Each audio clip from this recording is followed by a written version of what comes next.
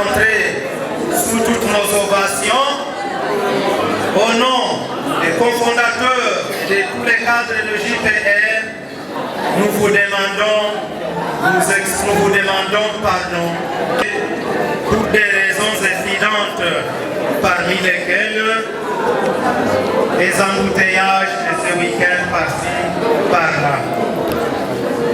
Aux camarades et cofondateurs Justin, pour déclencher le mécanisme de cette cérémonie par l'hymne national. Merci beaucoup. Congolais.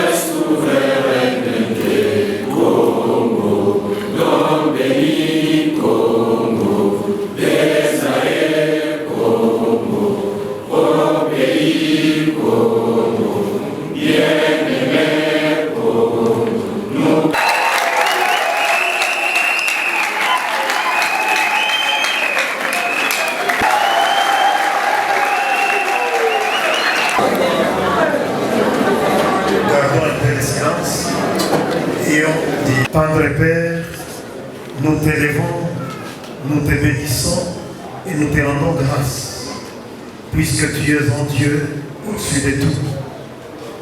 Merci, puisque tu nous as donné cette occasion.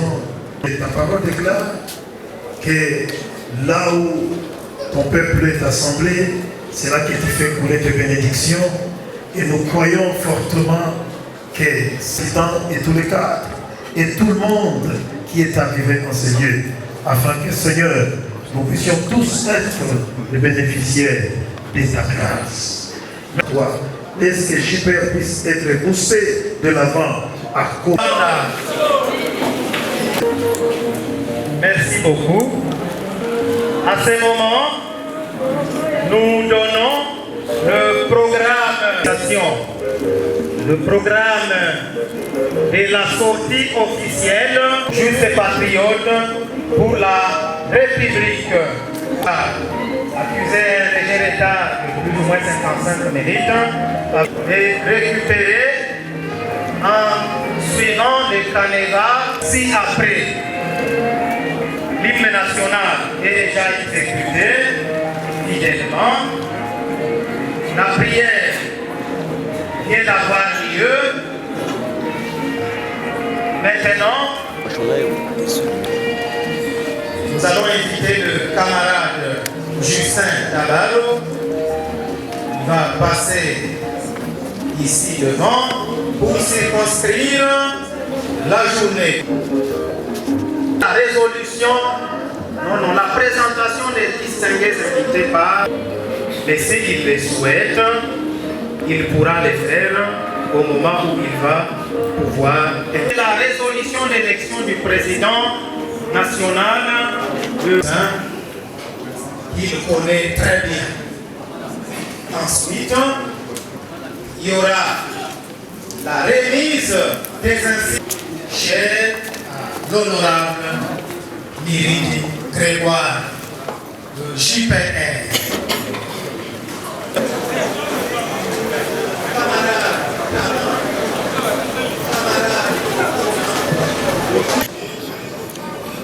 Ensuite, sera maintenant le culminant où nous allons demander au président national de nous dire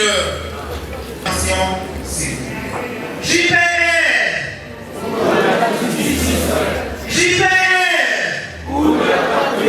JPR pour la République, pour la République, pour la République.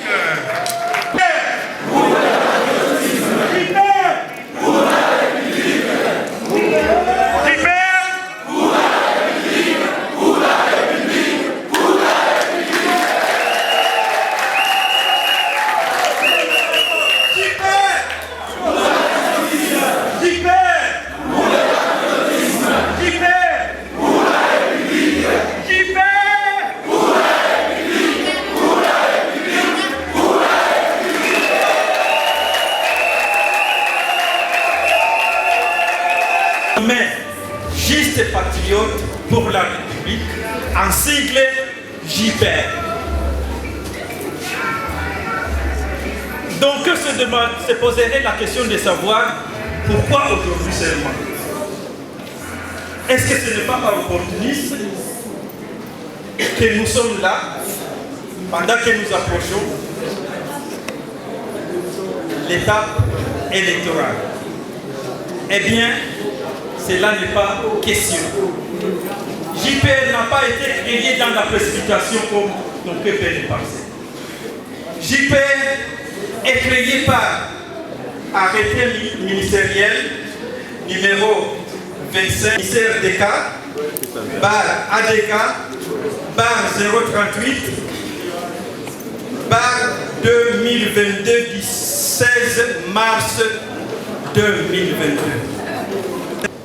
Les 5 premières années de notre indépendance servirent à déconstruire l'architecture institutionnelle mise en place par la Belgique elle-même et à liquider, mieux, à broyer par une machine dictatoriale, complotiste et impitoyable, tous les pères de notre indépendance. Lumumba, Kasavubu, Tshombe, Évariste Kimba, Anani, Polo, Okito, Emmanuel Bamba, Alexandre Mahamba, Moulele, etc. C'est le 24 novembre 1965, après l'étouffement de la constitution de Luabo, que la constitution léguée par la Belgique est suspendue. Cette dernière fut vite remplacée par un dispositif militaire autocratique, assorti d'une dictature qui dura 32 ans, dont 25 ans sous l'empire de la constitution du 24 juin 1967, révisée 17 fois jusqu'au 25 novembre 90, avant de laisser la place aux actes, décrets, lois constitutionnelles et constitutions ayant régi les pays du 4 août 90 au 18 février 2006. Si nous nous permettons de recourir brièvement à ces faits historiques, notre but n'est pas de vous enseigner l'histoire de notre pays. Nous ne sommes pas qualifiés pour cet exercice. En revanche, pour des raisons méthodologiques, nous y recourons, étant donné que la compréhension du passé nous permet de comprendre le présent et surtout de baliser l'avenir. C'est ici le lieu de rappeler la responsabilité des Congolais eux-mêmes dans la précarité sociale de la République démocratique du Congo. En effet, la création de notre parti JPR a été justifiée par un constat amer lié à la lourdeur des réformes et politiques publiques adoptées depuis l'indépendance et qui cloisonnent notre pays dans une sorte d'inertie. Que ce soit sur le plan politique, sur le plan social, économique et culturel, les choix que nous adoptons paraissent lourds et s'éloignent de la réalité d'un État où tout est urgent, mais avec les moyens financiers très limités. S'il est vrai que les pesanteurs extérieurs jouent contre nous, rien ne nous empêche de mettre en place des fondamentaux pour que notre pays amorce sa voie pour le développement. Pour y arriver, il y fallut identifier les projets prioritaires devant structurer l'économie nationale, en la planifiant au travers d'un cadre juridique clair, adapté, souple et cohérent, susceptible de relancer le développement en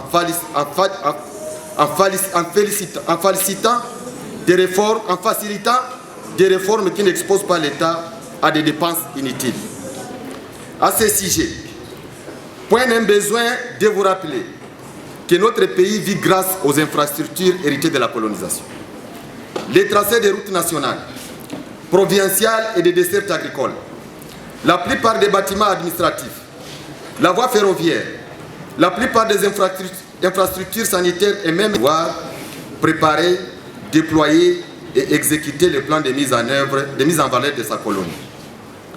Ce qui choque est qu'à 63 ans de dépendance, non seulement presque rien n'a été fait, mais aussi ce qui a été fait s'est dégradé ou n'existe même plus.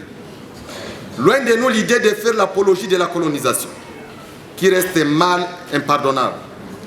En revanche, posons la question de savoir ce que nous avons fait depuis ce que nous faisons de notre pays. Toutes les infrastructures coloniales étaient réalisées pour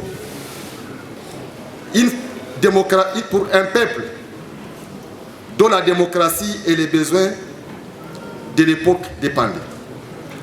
Qu'est-ce qui nous manque pour que nous stagnions pendant autant de décennies? Pourtant, rien ne manque.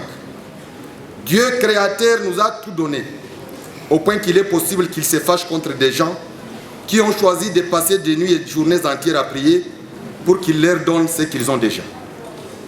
Les prières des Congolais devraient se limiter à remercier le bon Dieu pour l'abondance des richesses qui se sortent. Les multitudes de terres arables et fertiles, la surabondance des eaux douces et réserves de poissons de toute nature, le deuxième fleuve et la deuxième forêt du monde, un peuple dynamique et à diversité culturelle sans égale. Notre pays a tellement de potentialités en ressources naturelles que certaines sont devenues une menace de la sécurité nationale et des vies des millions de Congolais. De certaines maladies, les gaz méthane du lac Kivu, par exemple, dont l'explosion est imminente, risque d'effacer les provinces du Nord Kivu et du Sud Kivu. Pourquoi doit-on attendre qu'un hydrocarbure susceptible de renflouer les caisses de l'État se transforme en une arme de destruction massive? Où se situent alors les causes de notre sous-développement? Il nous semble que la réponse est à chercher, d'une part, dans l'état congénital inoculé à la conférence de Berlin, dans les germes à la base de la conception de ce qui deviendra la République démocratique du Congo, et d'autre part, dans l'injustice et le manque de patriotisme des élites politiques et intellectuelles congolaises. Distingués invités, mesdames et messieurs, s'agissant d'état congénital imputable à la colonisation, je ne vais pas m'y attendre. Toutefois, nous rappelons ce qui apparaissent être à la base du bégaiement de notre pays. Il s'agit d'abord de la destination dédiée à la République démocratique du Congo par les puissances à base du partage de l'Afrique au territoire congolais. Celle d'une propriété reconnue à Léopold II, mais assortie d'une suggestion, à savoir l'ouverture du territoire de l'EIC à tous les États participants à la conférence de Berlin. Ce fut un tempérament à l'exercice de la souveraineté du roi. Autrement dit, sur le territoire congolais, s'exerçait entre les puissances une sorte de souveraineté partagée. La situation que connaît la République démocratique du Congo laisse penser que les héritiers des colonisateurs n'ont pas oublié cette destination datant du 1er juillet 1885. Ensuite, tous les textes juridiques ont été conçus, élaborés, adoptés et promulgués en Belgique, et ce jusqu'à la loi fondamentale sous l'empire de laquelle nous avons accédé à l'indépendance.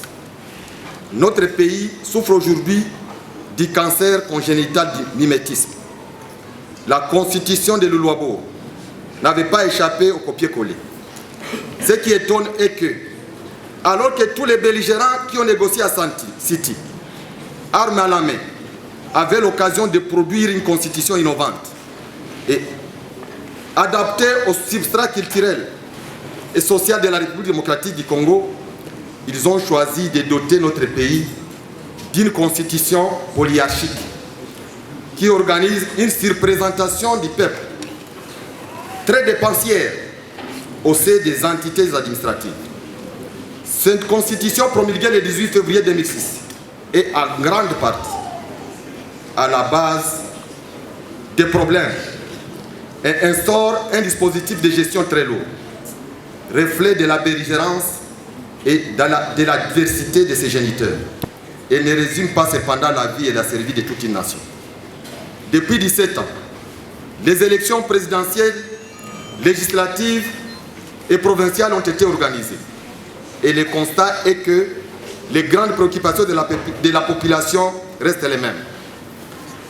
La raison à la base de cette situation est dans la précipitation d'avoir des organes démocratiques très coûteux avec des passerelles de collaboration entre les institutions très complexes et même difficiles à mettre en œuvre. Enfin, un troisième élément, et nous nous limitons là, c'est que la République démocratique du Congo est sous la surveillance constante des puissances étrangères. À 2 mois de l'indépendance, qui pariait que Lumumba, Okitom Polo, allait être tué atrocement, qu'un premier coup d'État allait avoir lieu, bien qu'on n'en parle pas souvent, que Mobutu, proche de Lumumba, dont on soupçonnait peu, allait faire un coup d'État contre Kasavubu, que le premier ministre Evariste Kimba, ses compagnons Bamba Anani et Mahamba allaient être impitoyablement et publiquement tués sans qu'ils n'aient eu le droit à se défendre. Qui pouvait imaginer que la République démocratique du Congo allait être assémée au Katanga et au Sud Kivu de sécessions soutenues par certaines puissances ayant siégé à Berlin? Que les nationalistes allaient faire un repli armé à Stanleyville, Kisangani actuel? Que les Belges Jean Sikram pouvaient, après l'indépendance, tenir tête au gouvernement congolais, conduisant une rébellion dans un pays qui n'est pas le sien? Que dire du français Bob Nana, qui a si bien exercé son mercenariat au Congo? Qui pouvait prédire qu'après le dialogue de Sun City, la communauté internationale pouvait s'exercer dans une sorte de congestion de la République démocratique du Congo à travers une institution congolaise étrange et atypique dénommée Comité international d'accompagnement de la transition, en sigle SIAT, qui pariait qu'après la tenue des élections en 2006, la République démocratique du Congo serait sous l'assaut des groupes armés étrangers soutenus par les États voisins. Comment saisir la portée de la MONUSCO en République démocratique du Congo, qui, de l'observation à la stabilisation, peine pourtant à stabiliser ce dont elle a reçu mandat à stabiliser en dépit du dispositif dissuasif mis en place et du coût élevé de sa présence. Saisir la pertinence de ces questions, c'est déjà comprendre en partie la tourmente apprêtée pour la République démocratique du Congo depuis belle lurette.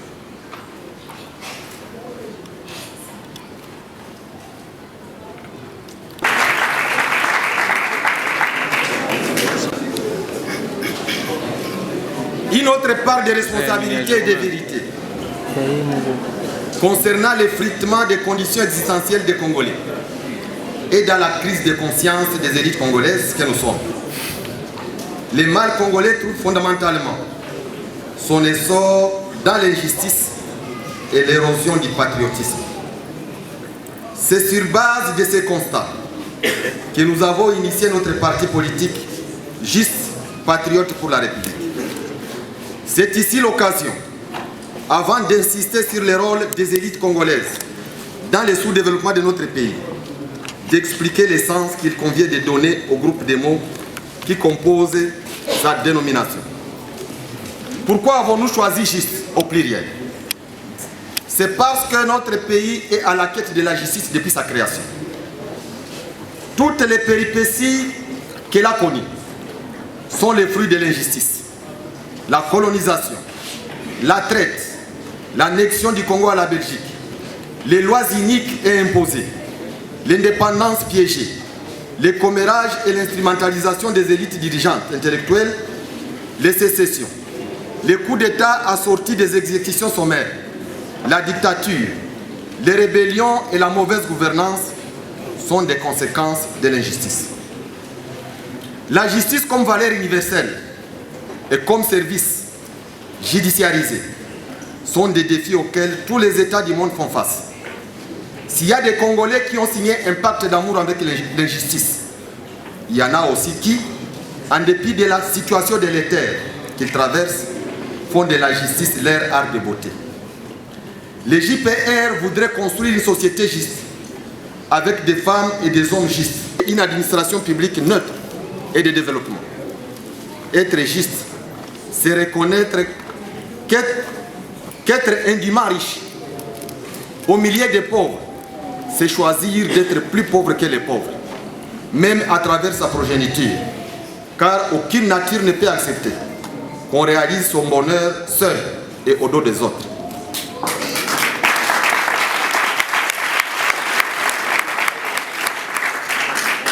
Être juste, c'est refuser de sacrifier les générations futures en les privant du droit à l'espérance d'un lendemain meilleur, en confisquant par action, par omission les opportunités du développement. Être juste, c'est refuser de faire mal à son concitoyen et lui porter un secours compatible avec sa détresse. Être juste, c'est aussi protéger la famille contre les menaces de sa désintégration, sa déconfiguration et sa dénaturalisation. Car aucune société ne peut évoluer avec des familles artificielles et à identité atypique.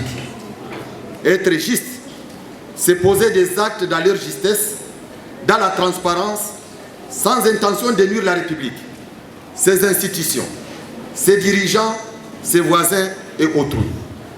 Être juste, c'est reconnaître que chaque citoyen a ses droits, qu'il doit exercer dans les limites du respect des droits des autres.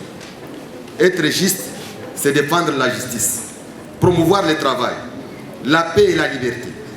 Être solidaire, partisan du dialogue, de l'écoute, de la tolérance, de l'égalité des chances et des traitements, être loyal vis-à-vis de l'État et prêt à défendre sa laïcité. Lorsqu'on a des sociétés et services publics qui emploient des gens et dont on ne connaît pas les jours de leur recrutement, il n'y a pas égalité des chances et des traitements.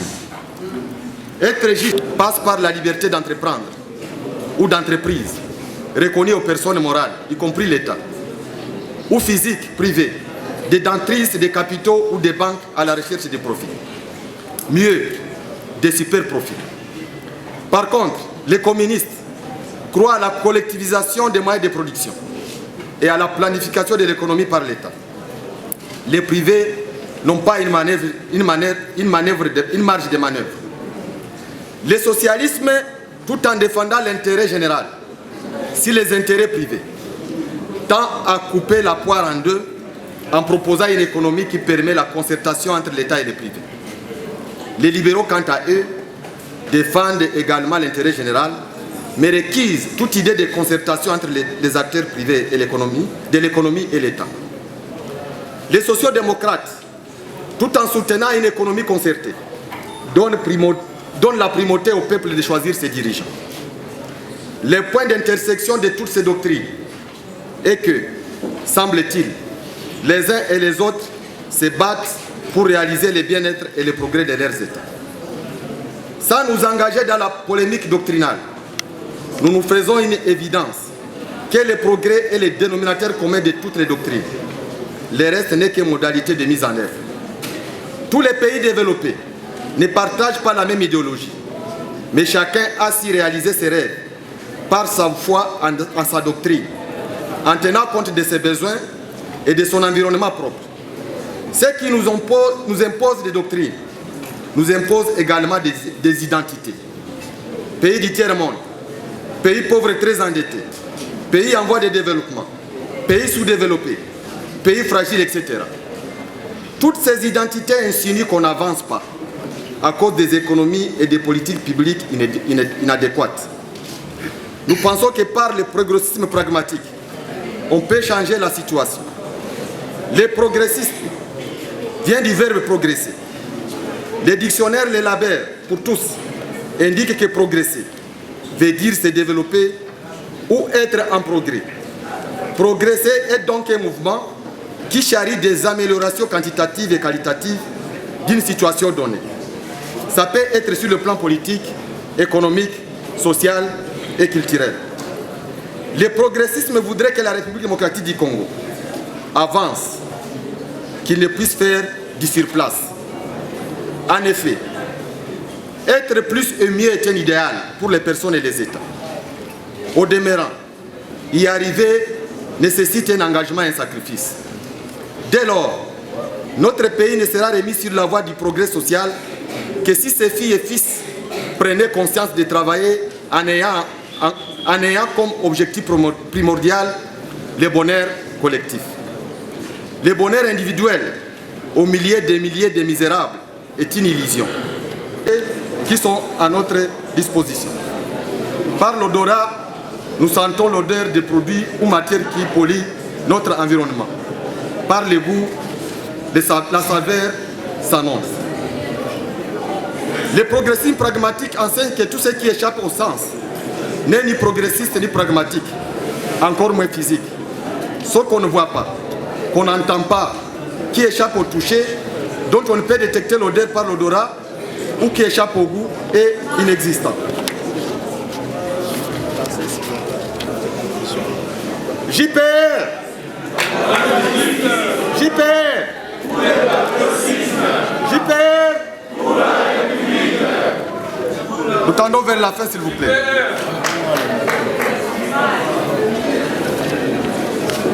Définir le progressisme pragmatique comme une doctrine selon laquelle les progrès ou le développement d'un pays se réalise lorsque les dirigeants entreprennent des réformes ou conduisent des programmes, des projets planifiés dont l'existence est vérifiée objectivement et matériellement par les sens, dans leur physique, leur fonctionnalité, leur organisation et modalités de mise en œuvre et par leurs résultats quantitatifs et qualitatifs visant la réalisation de l'intérêt général.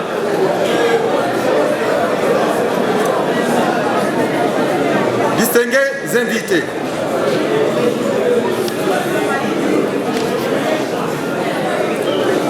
très chers camarades,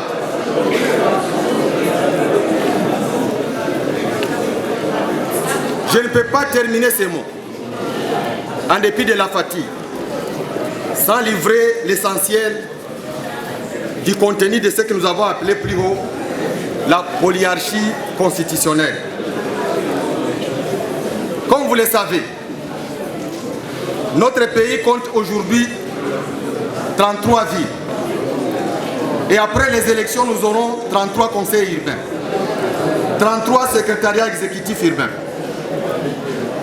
compte 145 territoires, avec 435 AT et ATA, 259 chefferies, 478 secteurs, 137 communes urbaines, 202 communes rurales,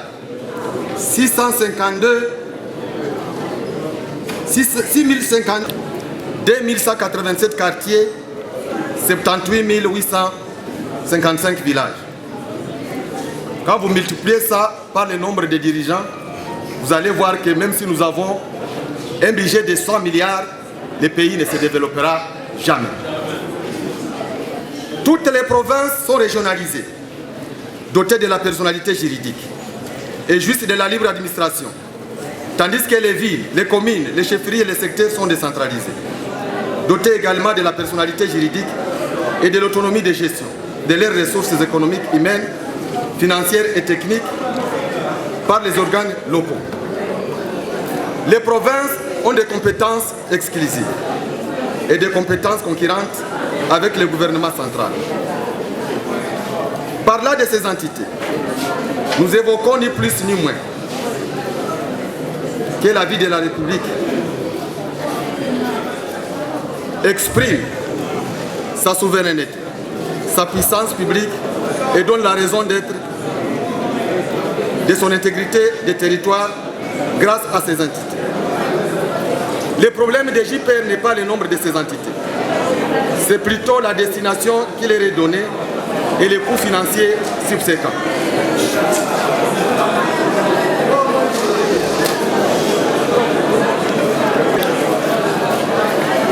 effectivement eu les mérites de libéraliser la vie politique. Mais dans la pratique du pouvoir, les acteurs politiques montent les plateformes qui rassurent leurs intérêts mieux qu'ils ne relèvent le développement du pays. S'il vous plaît.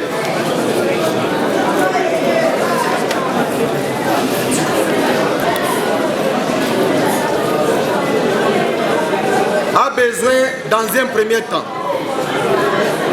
de la décentralisation des services et des projets de développement au niveau des entités locales et non la décentralisation politique des entités elles-mêmes, dont la mise en œuvre est susceptible d'engloutir le budget national sans être parachevée. Depuis 2006, cette réforme de décentralisation politique piétine et regagne petit à petit les dépôts des réformes désuètes. Pour toutes ces raisons, et d'autres à faire valoir le moment venu, les JPR considèrent que la polyarchie au cœur de l'organisation territoriale de la RDC est un véritable frein au développement. C'est pourquoi il s'engage dès qu'il est au pouvoir à évaluer la constitution du 18 février 2006, à revisiter et rationaliser la libre administration des provinces en supprimant les gouvernements provinciaux et les assemblées provinciales au profit d'un exécutif provincial souple et du prolongement de l'inspection générale des finances en province, à rationaliser et limiter la décentralisation politique à la ville et au territoire à titre expérimental, à supplanter la décentralisation politique par la décentralisation du développement au niveau de la chefferie, du secteur et des communes, à supprimer après évaluation de chaque service public, quelle que soit l'institution à laquelle il est rattaché, tout ce qui pèse inutilement sur le budget de l'État sans apport à la service de la République, à fusionner toutes les régies financières en une seule autorité des revenus, tout en veillant à la carrière de leur personnel, veiller à l'élaboration des budgets provinciaux, en tenant compte du taux de croissance économique de chaque province, en lieu et place du taux de croissance de l'économie nationale, à rationaliser la fonction publique, en standardisant les modalités de recrutement, en régularisant les promotions en grade et la retraite dans le respect de l'organigramme de chaque service national, à supprimer le Sénat, à rationaliser la gestion optimale du temps par le Parlement, à introduire des réformes visant à la suppression de la double validation des députés nationaux, à faire des chefferies, secteurs, groupements, quartiers et villages, des unités de développement par la politique de décentralisation du développement, à assurer une gouvernance axée sur la bonne gestion des ressources humaines, des ressources financières et qui tient compte des garanties techniques et civiles, à planifier l'agriculture en fonction des opportunités qu'offre chaque province, à planifier une éducation de développement et un enseignement qui répond aux besoins du pays. Toutes ces réformes visent à renforcer, pas fait allusion, devront être prises en charge notamment par les crédits dégagés par la suppression de certaines institutions, un service inopportun et la souplesse de l'organisation administrative, axée d'une part sur la décentralisation modérée et sur la décentralisation du développement. Parlant de notre choix politique de l'avenir, les JPR s'engagent à accompagner son Excellence M.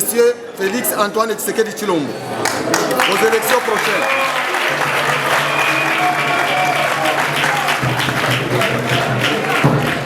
Parlant de notre choix politique d'avenir, les JPR s'engagent à accompagner son Excellence M. Félix Antoine Tshisekedi Tshilombo aux élections prochaines s'il s'est porté candidat à l'élection présidentielle.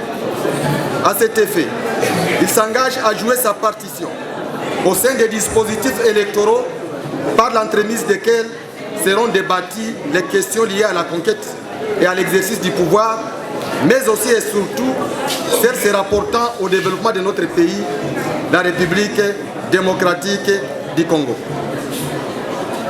Honorables députés, honorables membres du gouvernement, Excellences, Messieurs les conseillers du président de la République, distingués présidents et secrétaires généraux des partis et groupements politiques, Mesdames et Messieurs, tel est le résumé de notre discours de ce jour. J'ai dit et je vous remercie.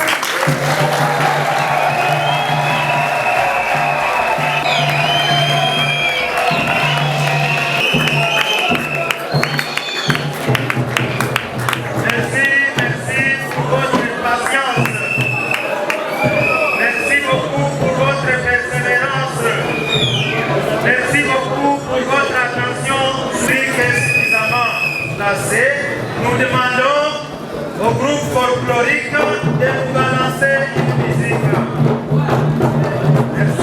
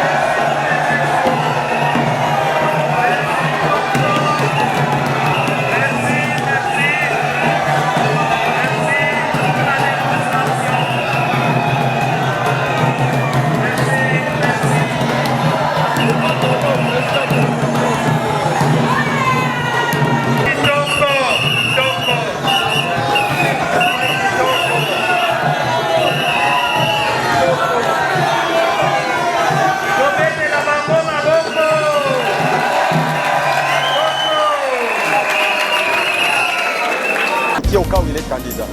C'est une probabilité. Je n'ai pas dit jusque-là que je soutiens oui ou non l'Union sacrée. Pourquoi? C'est justement ça. Nous avons eu l'AMP. Elle est tombée par un château comme un château de cartes. Vous savez pourquoi? C'est parce qu'il y avait des alliances sans objectif. Il n'y avait pas de militants de base, aucune idéologie. Les gens sont là pour partager les pouvoirs. Nous avons eu MP. Parce que quand à l'AMP on a constaté qu'il y avait beaucoup de forces, on dit non. Il faut maintenant focaliser seulement l'attention. On voit que le chef de l'État lui-même a amené. On a créé la majorité présidentielle. Qu'est-ce que ça a payé? De la majorité par ceux qui n'avaient pas trouvé voix au chapitre. On crée maintenant FCC, Front commun. L'esprit militaire, policier entre dans l'affaire. Et les gens qui ne pouvaient pas s'y accommoder étaient considérés comme des lâches. Et finalement, le FCC cache. Tout ça, c'est pour le partage du pouvoir. Et c'est malheureux pour nous. C'est malheureux pour nous. Où est le débat pour essuyer la République dans tout ça? Si l'Union sacrée nous rassure, nous, que nous allons débattre au-delà du pouvoir, au-delà de l'exercice du pouvoir, de la répartition du pouvoir, des problèmes qui sont liés aux infrastructures dans ce pays. Parce que la première solution pour supprimer le chômage ou pour arrêter le chômage, c'est de construire des infrastructures socio-économiques qui puissent permettre à la population, n'est-ce pas, non seulement de circuler, mais aussi de commercer. Et donc, tous ces moyens-là, pour moi, c'est déjà vu. On a eu l'AMP, on a dit l'Union sacrée pour la nation. Je soutiens à condition que dans cette union-là, on nous dise quelle est la finalité. Si la finalité c'est pour le partage du pouvoir, moi je vous dis que sous réserve de ce que les cofondateurs vont dire et les organes, je ne marcherai pas. Et nous sommes prêts à le dire depuis au chef de l'État. Vous avez notre soutien, mais la République en avant. Si la République n'est pas l'union sacrée, donc on ne se met pas d'accord avec précision pour les 5 ans à venir. Quels sont les 3 ou 4 projets prioritaires cette fois pour la République? au-delà du partage des pouvoirs, alors on ne marche pas. On ne peut pas faire les surplats tous les jours. Il faut circuler dans ces pays. Vous allez pleurer. Les autres pays, dans d'autres pays aujourd'hui, c'est lui qui a quitté ici, il est à Lubumbashi, il est au Katanga, il est à Bandung.